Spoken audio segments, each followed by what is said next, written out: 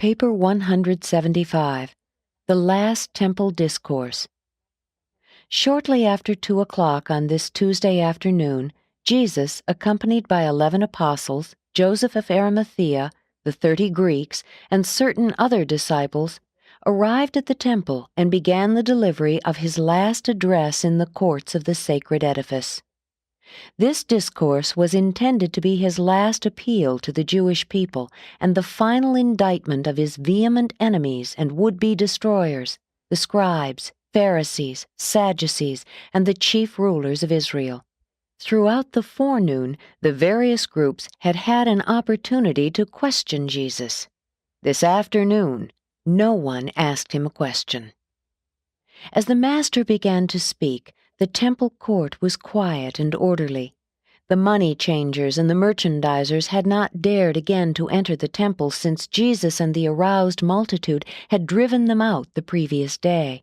Before beginning the discourse, Jesus tenderly looked down upon this audience, which was so soon to hear his farewell public address of mercy to mankind, coupled with his last denunciation of the false teachers and the bigoted rulers of the Jews. 1. The Discourse.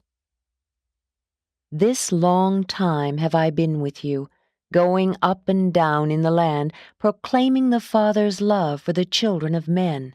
And many have seen the light, and by faith have entered into the kingdom of heaven. In connection with this teaching and preaching, the Father has done many wonderful works, even to the resurrection of the dead. Many sick and afflicted have been made whole because they believed. But all of this proclamation of truth and healing of disease has not opened the eyes of those who refuse to see light, those who are determined to reject this gospel of the kingdom. In every manner consistent with doing my Father's will, I and my apostles have done our utmost to live in peace with our brethren, to conform with the reasonable requirements of the laws of Moses and the traditions of Israel. We have persistently sought peace, but the leaders of Israel will not have it.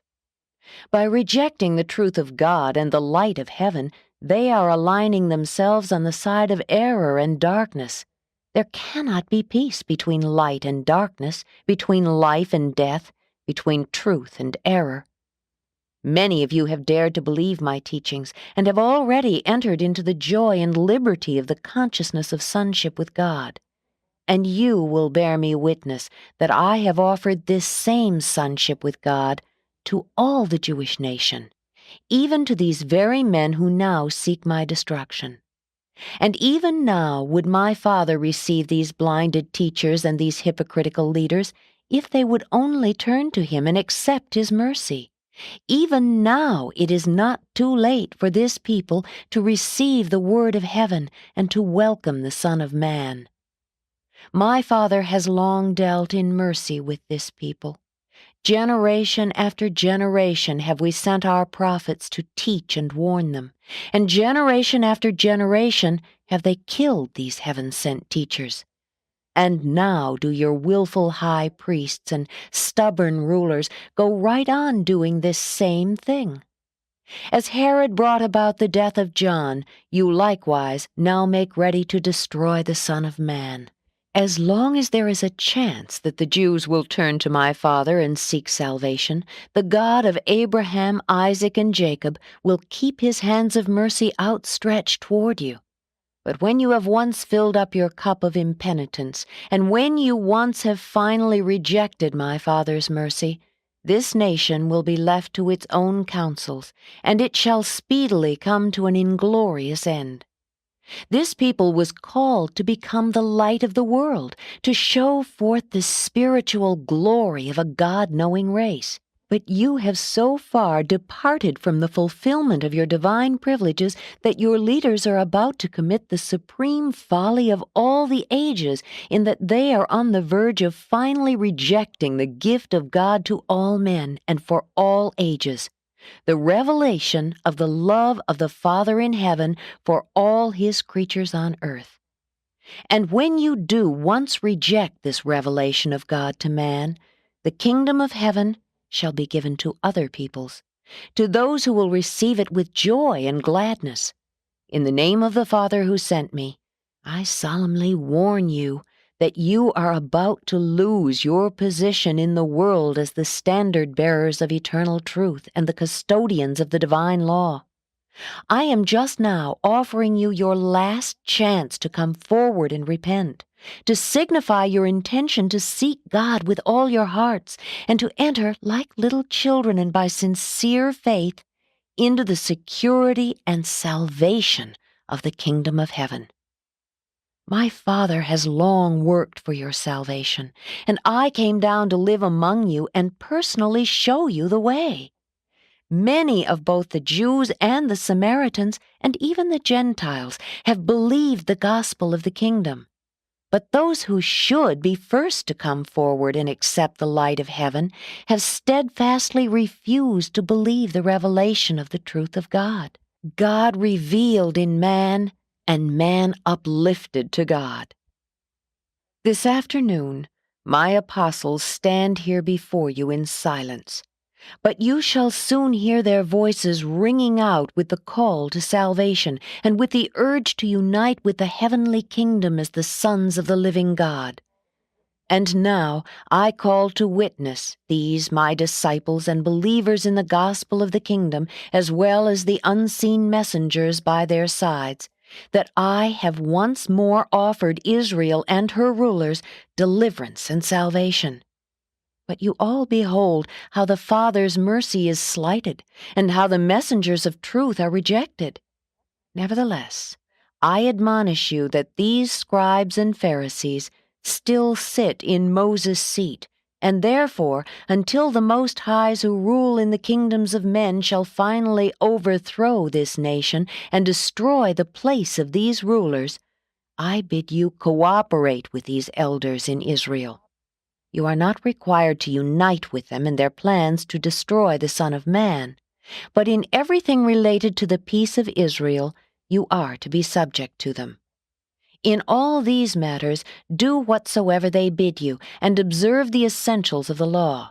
But do not pattern after their evil works.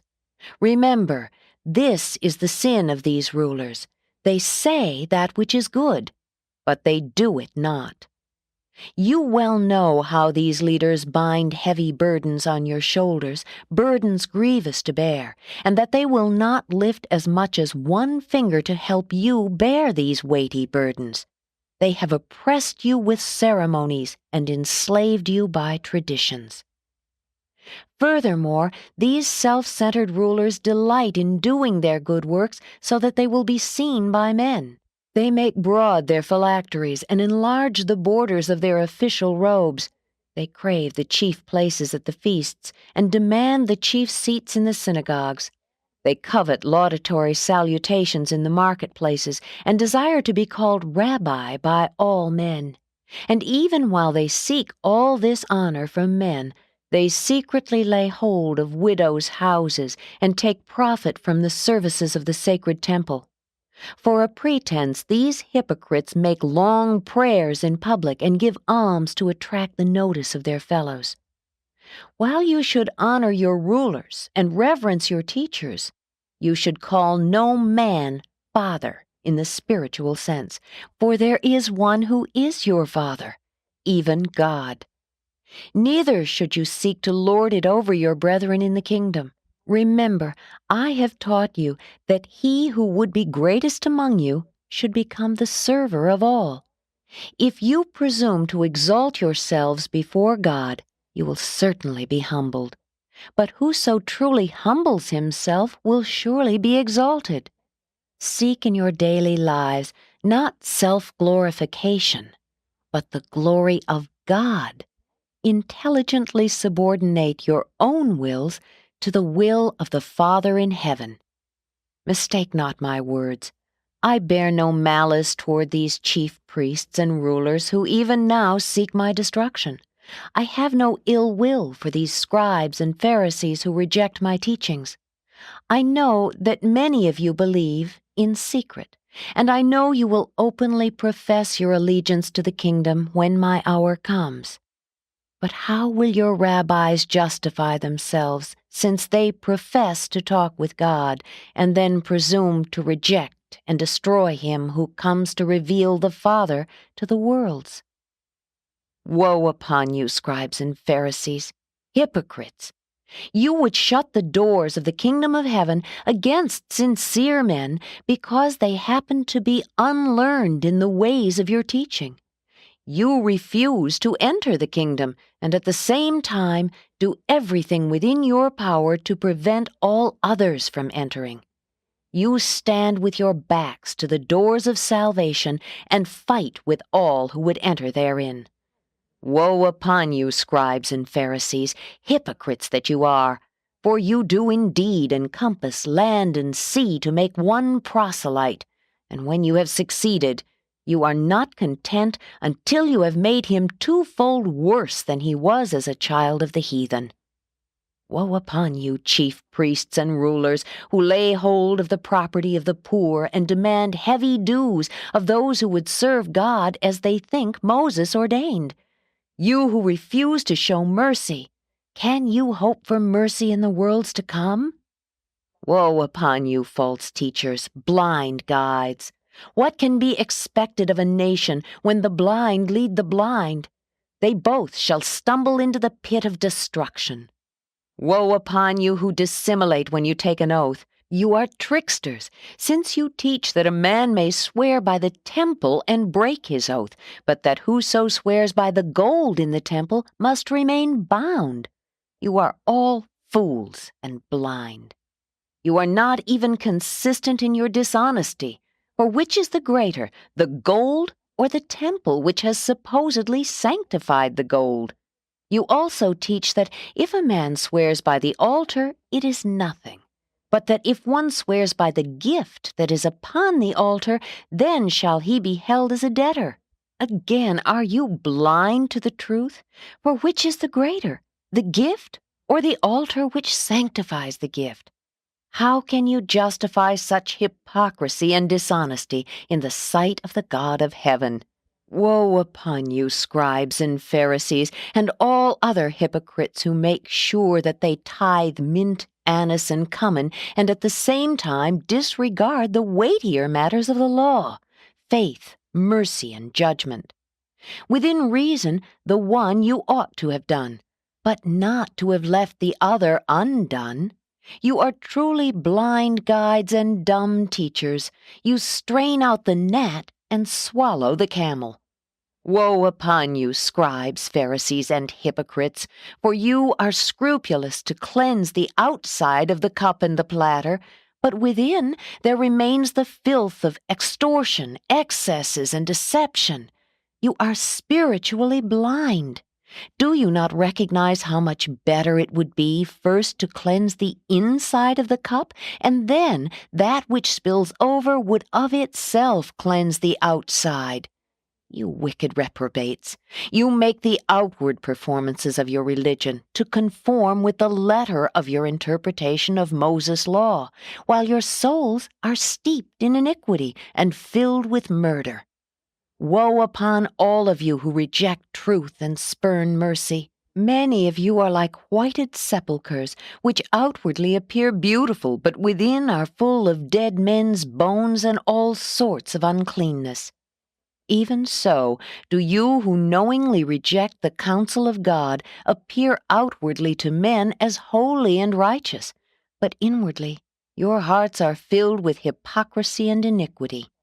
Woe upon you, false guides of a nation! Over yonder have you built a monument to the martyred prophets of old, while you plot to destroy him of whom they spoke.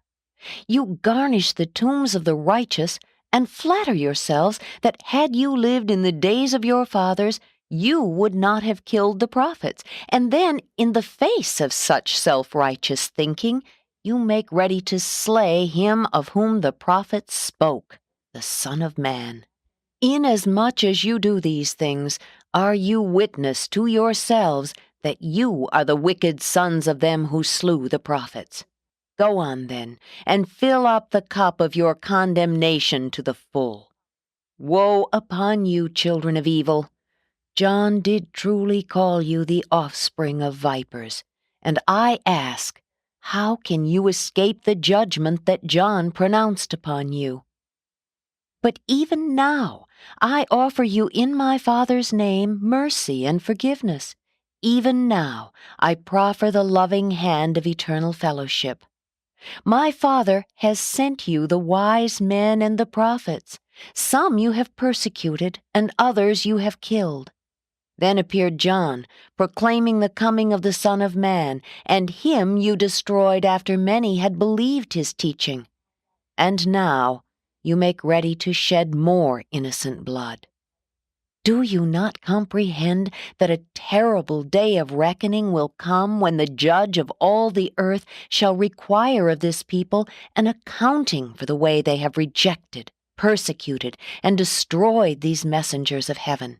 Do you not understand that you must account for all of this righteous blood, from the first prophet killed down to the times of Zechariah, who was slain between the sanctuary and the altar?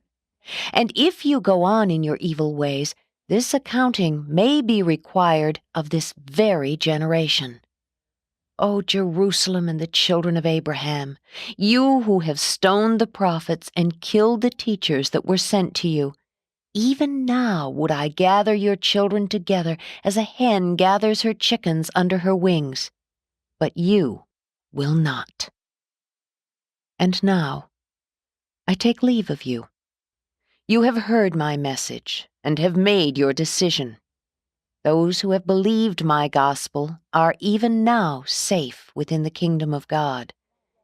To you who have chosen to reject the gift of God, I say that you will no more see me teaching in the temple. My work for you is done. Behold, I now go forth with my children, and your house is left to you desolate. And then the Master beckoned his followers to depart from the temple. 2. The status of individual Jews. The fact that the spiritual leaders and the religious teachers of the Jewish nation one time rejected the teachings of Jesus and conspired to bring about his cruel death does not in any manner affect the status of any individual Jew in his standing before God. And it should not cause those who profess to be followers of the Christ to be prejudiced against the Jew as a fellow mortal. The Jews, as a nation, as a socio-political group, paid in full the terrible price of rejecting the Prince of Peace. Long since, they ceased to be the spiritual torchbearers of divine truth to the races of mankind.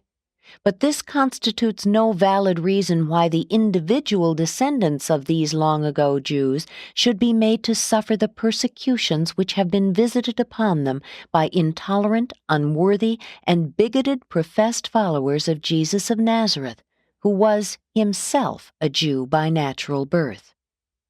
Many times has this unreasoning and unchristlike hatred and persecution of modern Jews terminated in the suffering and death of some innocent and unoffending Jewish individual whose very ancestors in the times of Jesus heartily accepted his gospel and presently died unflinchingly for that truth which they so wholeheartedly believed. What a shudder of horror passes over the onlooking celestial beings as they behold the professed followers of Jesus indulge themselves in persecuting, harassing, and even murdering the later-day descendants of Peter, Philip, Matthew, and others of the Palestinian Jews who so gloriously yielded up their lives as the first martyrs of the gospel of the heavenly kingdom.